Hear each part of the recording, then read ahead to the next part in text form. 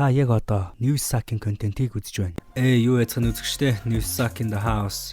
Нэрнээс цааш шүү мэдхээ 30 эхлэхэд бэлэн болсон байна. Одоо 30 дугаарыг хүргэсэн байна. Та бүхэндээ энэ удаагийн бичлэгээр бол Америкийн нэгдсэн улсын Манхэттенээс гаралтай AP бүлгийн босс AP Rocky байгаа. За рэперийн жинхэнэ нэр бол Rocky Myers гэж хүн байгаа. 1988 оны 10 дугаар сарын 3-нд Нью-Йоркийн Манхэттен хотын Харлем хороолд бол төрсөн. Түүний аав нь Барбадос гаралтай. Тэрбээр нэг эгчтэй байсан бөгөөд түүнийг Эрика гэдэг бөгөөд тэрбээр 2016 оны 9 дугаар сард хар тамхи хэдгүүлэн хэрэглэснээс болоод нас барсан байна.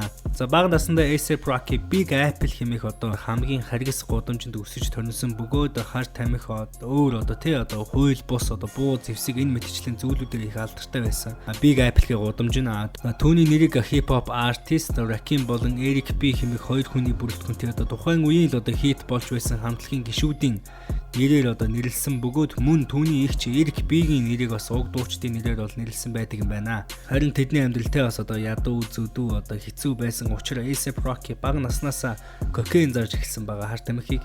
Улмаар гэр бүл нь амьдралаа өөрчлөхийг оролдож оршин суугаа газраа өөрчилсөн юм байна. Тэд Пенсильвани дараа нь хойд Каролина руу нүүрсэн байна. Хүүхдүүд хэсэг хугацаанд гэр оронгүй болсон тул тусламжийн байранд амьдарч байсан байна. Эцэст нь ээж нь Нью-Йорк хотод буцаж очихоор шийдэн уг хотод эргэн ирсэн байдаг юм байна. Харин уг Big Apple хэмээх гудамж нь AP Rocky-г улам хүчтэй болоход том түлхэц үзүүлсэн байна. Тэрбээр бага насаа дурсахтаа түүний шүтэнүүд хар тамхины 8 шин рэпер сагсан бөмбөгийн тоглогч байсан гэдгийг хэлж байсан. Харин Rocky-г 12 настай байхад нь түүний аав нь хар тамхи зарж байгаад баригдан шоронд орж байсан юм байна. Харин төд удалгүй жилийн дараа түүний ах Ricky нь эсрэг бүлгийн гишүүдтэйгээ үл ойлголцсон муудалцаж ердөө 20 настай байхдаа буудуул нас орсон байдаг юм байна. За энэ мэтчлэн түүний бага нас уй гашуу хагацлаар дүүрэн байсан байна. 2004 онд AP Rocky 2-7 хоног шоронд суусан ба энэ хугацаанд түүнтэй нэг камерт хоригдож байсан хүн нь рэпер Casanova гэж нөхөр байсан байна. Харин түүний ажил мэргэжлийн гараа нь амьдралын гараа нь уран бүтээл нь 2007 оноос эхлэлтэй бөгөөд 2007 онд AP Rocky-н Харлемд суурилсан рэперүүд, продюсерүүд, хөгжмийн видео найруулагчид, загвар зохион бүтээгч, дуу хөгжим, загвар хэм маяг урлаг ижил төстэй ашиг сонирхлоо хуваалцдаг AP Mob гэдэг бүлэгт багтсан. Уг бүлгийг AP Yams, AP Barry, AP Lils нар байгуулсан байдаг юм байна. Уг бүлэгт нь түүний үеэл болох AP Nast гэж нөхөр байсан юм байна. Харин уг бүлэгт AP Rocky-гийн амжилттай явах зам нь засагдсан ба уран бүтээлээ тасралтгүй олон жилийг зарцуулан 2011 оны 7 дугаар сард AP Rocky Нью-Йорк хотын гудамжны дуулал болсон Нью-Йорк хотын гудамжны хит болсон Purple Swag хэмээх синглээ гаргасан түүний амьдралыг өөрчлөхөд маш том түлхэц үзүүлсэн байна. Харин ердөө сарын дараа 2011 оны 8 дугаар сард AP Rocky өөрийн дараагийн сингл Feso хэмээх дуугаа онлайнаар цацаж хэдэн 7 хоногийн дотор Нью-Йоркийн Hot 97 радио станц дээр олон нийтийн хүртэл болж байсан байна. Тэрбээр Purple Swag дуунд зориулж хөгжмийн видео гаргасны дараа тэрбээр хэдэн бичлэгийн студийн анхаарлыг өөр төрөй татаж чадсан байдаг. 2011 оны 10 дугаар сард тэрбээр Live Love ASAP хэмээх өөрийн дебют mixtape гаргаж байсан. Уг mixtape нь шүүмжлэгчдээс асар өндөр үнэлгээ авсан бөгөөд түрүүний хэлсэнчлэн рекорд компаниудын анхаарлыг татсан AP Rocky RCA Records гэж Records за мөн Polo Grounds Music-тэй 2 жилийн 3 сая долларын бичлэгийн гэрээ байгуулж байсан байна. Харин тус оны 12 дугаар сарын 5-нд тэрбээр BBC-гийн Sound of 2012 санал асуулууд нэр дэвшиж байсан байна. За мөн тус онд сагсан бөмбөгч Nick Young-ийн ex найз зөвхөн рэпер Iggy Azalea'д үерхэж эхэлсэн ба хосууд төд удалгүй 2012 онд 2 тийш болцоосон юм байна. 2012 оны 2 дугаар сард AP Rocky Kendrick Lamarтай хамт Drake's Club Paradise Tour хэмээх аялан тоглолтод оролцож байсан байна. Тус оны 6 дугаар сард Miami хотод төвтэй хамтын ажиллагааны үүсгэн байгуулагч Kendrick Lamar Rocky нарын хамтрагч байсан Space Ghost Proof хэмээх рэпер нь Ryder Clan мөн AP Mob-ыг өөрсдийн стилийг хуулж Space Ghost Proof-ийн миний дайсан хэмээх дууны үгийг ашигласан гэж буруутгасан байна.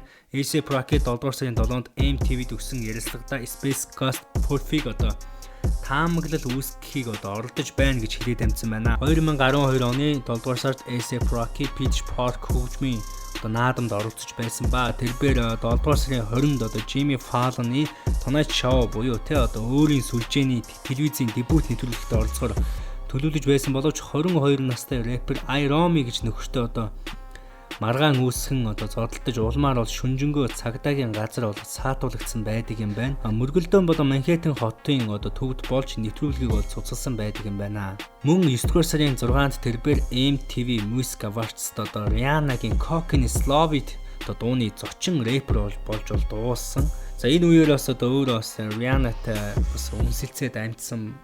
Тэгээд бас энэ фэнүүдийн дунд бас нэг баг зэрэг бас шууган болоод амжсан байгаа. 2013 онд AP Rocky өөрийн студийн дебют цомог болох Long Live ASAP цомгоо гаргаж Goldie хэмээх хөгжмийн цомгийн анхны синглээ 4 дугаар сарын 27-нд цацаж байсан байна. Тухайн үедээ түүний цомог нь Billboard 200 чартад бол 1-р жигсэж байсан ба тус альбомд дуучин Rihanna-д зориулсан Fashion Killer хэмээх дууга багтааж тухайн үед 2012-оос 2013 онд Rihanna болон AP Rocky-г энэ хоёрыг хайр дурлалын харьцаатай болсон хэмээн фэнүүд нь шуугцгааж байсан байна. Мөн тус оны 8 дугаар сарын 27-нд түүний ASAP Mob бүлэг Lords Never Worry нэртэй mixtape цомгийг гаргаж байсан байна. Цомог нь Billboard Hot 200 дээр 1-р бичигдсэн бөгөөд Америкийн нэгдсэн улсын эхний 7 хоногт Америкийн нэгдсэн улсад 139 мянган хувь нь борлуулагдаж байсан байна. 2013 оны 3 дугаар сарын 13-ны байдлаар 284 мянган хувь борлуулагдаж чадсан байна. 2015 оны 3 дугаар сарын 16-нд 500 мянган хувь борлуулагдаж Америкийн нэгдсэн улсын дуу бичлэгийн INDA-с алтаар баталгаажсан байдаг юм байна. 2013 оны 4 дугаар сарын 12-ны өдөр 94.9 радио станцд өгсөн ярилцлагада AP Rocky инструментал цомог дээр ажиллаж байгаагаа мэдгдсэн бөгөөд тэрээр ямар ч мэдгэлгүйгээр гаргахаар төлөвлөж байна хэмээсэн байна. Тэр ч байтугай дуртай хөгжмийн видео бичлэгүүдээ бүр ярилцаж Ахмад рэпер Андре 3000-тай хамтрах хүсэлтэй байгаагаа ярьсан байна. 6 дугаар сарын 21-нд AP Rocky MTV News телевизэд өгсөн ярилцлагада ихэнхдээ хүрээлэн буй орчин чиглэсэн инструментал цомог болох Beat and the Beast Slow Down Chapter 1 нэртэй дебют инструментал цомгоо дуусгасан гэж хэлсэн бөгөөд энэ 100 нээлттэй хийхээр товлсон байгаа хэмээжээ. Дараа жил нь буюу 2014 оны 3 дугаар сарын 16-нд AP Rocky At Long Last ASAP нэртэй 2 дахь студийн цомог дээр ажиллаж байгаагаа зарласан байдаг. Харин бүлгэрээ ярилцаж байгаад ASAP Mob цомгийг хойшлуулсны дараа Lord хэмээх цомгоо ASAP Mob 2014 оны 6 дугаар сарын 6-нд гаргасан байна. 2015 оны 2 дугаар сард ASAP Rocky Pretty Black дууны үргэлжлэл болох Lord Pretty Black 2 хэмээх 2 дахь цомгийнхоо бас нэгэн хит синглийг гаргаж байсан байна. Харамсалтай нь тус оны 1-р сарын 18 буюу сингл гарснаас хойш 2-7 хоногийн өмнө гарахаас өмнө 2-7 хоногийн өмнө Rocky-гийн зөвлөгч хамтрагч ментор сайн найзуудын нэг Steven ASAP Yams Rodriguez 26 наснда таалалт төгссөн байдаг юм байна. Гэсэн хэдий ч зарим мэдээнд хожим ASAP Yams-ийн үхлийн шалтгааныг мансууруулах бодисын цочмог хэрэглээ согтууруулах ундаа мөн давхар их хэмжээгээр хэрэгэлсэнийг олж тогтоосон боловч AP Rocky болон хэд хэдэн ASAP Mob-ийн гишүүд удирдагч нойргуудл уушигны өрөвслөөс болж нас барсан гэж мэдэгдэж байсан байна. Улмаар тус оны 5 дугаар сарын 9-нд AP Rocky өөрийн 2 дахь цомгийн cover зургийг өөрийн альбом ёсны Instagram хуудсан дээр At Long Last гэсэн гачигтайгаар нийтэлсэн байна. Түүнчлэн Rocky 2 дахь цомгоо гарах өдрийг 2015 оны 6 дугаар сарын 2-ны өдөр хэмээн мэдэгдээд байсан хэдий ч 2015 оны 5 дугаар сарын 25-ны өдөр 18 цагийн орчимд Eastern Time Zone цомог онлайнаар засагдаж хүлээгдэж буй өдрөөсөө 7 хоногийн өмнө гарсан байна. Эцэст нь ASAP нь хөгжим шүүмжлэгчдээс эргээр үнэлгээ авсан ба ерөнхийдөө энэ цомгийг Lord Pretty Black, Jody 2, Everyday болон LSD гэсэн 3 сингл дэмжиж байсан байна. Тус цомог Billboard 200 дээр 1-р ямарчсан бичигдэж 116 мянган хувь Америкийн нэгдсэн улсад зарагдсан. Канадад цомог анхны дугаартаа дебют хийснээр 11 мянган хувь борлогдсон. Энэхүү цомог нь Billboard 200 2-7 хоногийн турш тэргүүлж байсан байна. 2015 оны 7 дугаар сарын байдлаар энэхүү цомог нь Америкийн нэгдсэн улсад 215,000% борлогдож байсан байна. Энэ нь 2015 оны 6 дугаар сарын байдлаар Их Британд 60,662% борлогдсон байдаг.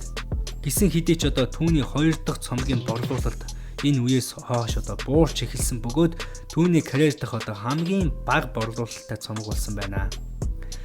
Мөн 2015 онд Rocky өөрийн анхны киноны дүр болох Dove хэмээх кинонд Camo хэмээх залуугийн дүрийг бүтээж байсан байна. Энэхүү кино нь 2015 оны 1-р сарын 21-ний өдөр Sundance хэмээх кино наадамд нээлттэй хийсэн байдаг. Тэгээд 6-р сарын 12-ны өдөр бүх кино чартруудад нээлттэй хийсэн юм кино байгаа. Тус ондоо мөн AP Rocky өөрийн найз хамтрагчдынхаа нас барсанд харамсаж буугаа илэрхийлж үе гашуугаа тайлбарлан өөрийгөө тайвшруулахын тулд AP Ямстай үлдсэн дурсамжиндаа зориулсан Multiply хэмээх тоглолтыг хийж байжээ. Мөн дараа жил нь AP Rocky дэлхийн алдарт Dior-ын анхны өнгөт арьсд эрэхтэй нүүр царай нь болж модель нь болж дэлхийн нийтэд бас өөрийгөө энэ фэшнд бас хамааралтай хүн гэдгээ харуулж ирсэн байна. Түүний хамгийн сүүлийн үеийн шууганаас ирэх бол 2019 оны 7 дугаар сард Шведэд тоглолтоор явж байх үедээ хотоор AP мобийн залуустайгаа зугаалж байхад тус оронд цагаачилж ирсэн хоёр залуу түүний нөхдөөс мөнгө өгөхийг шаардаж үл ойлголцол үүсгэн улмаар гудамжинд зодон хийж AP Rocky Шведийн шоронд хоригдсон байна. Уг нь ачир дээр мань хүн уг нь өөрийгөө би ямар ч асуудал гаргаагүй тэр хоёр залуу өөрсдөө эхэлсэн. Өөрсдөө энэ асуудлыг үүсгэсэн хэмээн бол мэдэгдэж байсан байна. Харин түүнийг эх оронд нь авчрахын тулд рэпер Kanye West ерөнхийлөгч Donald Trump-д хандан ийм зүйл болоод байна. Учрыг нь тайлбарлан хэлсэн бөгөөд хэсэг хугацааны дараа AP Rocky төрлөх нутагтаа хэлсэн мэд эргэрсэн байдаг юм байна. I have been called by so many people asking me to help AP Rocky. Харин 2020 оны 1-р сард дэлхийн хип-хопын хамгийн нэр хүндтэй XXL сэтгүүл Rihanna болон AP Rocky-г болцож байх өндөр магадлалтай хэмээн тийм гарчигтай нийтлэлийг олон нийтэд цацсан байна. Аль нь үнэн бэ гэдгийг мэдэхгүй ч уг хоёр хосыг бий болох хувьдаа буцаад нийлсэн байгаасаа гэж хүсэж байна. За тэгээд AP Rocky-гийн хувьд бол нэг иймэрхүү байна. Дараагийн бичлэгээр уулзтлаа. Түр баяртай. Sack out баяртай үзэгчтэй.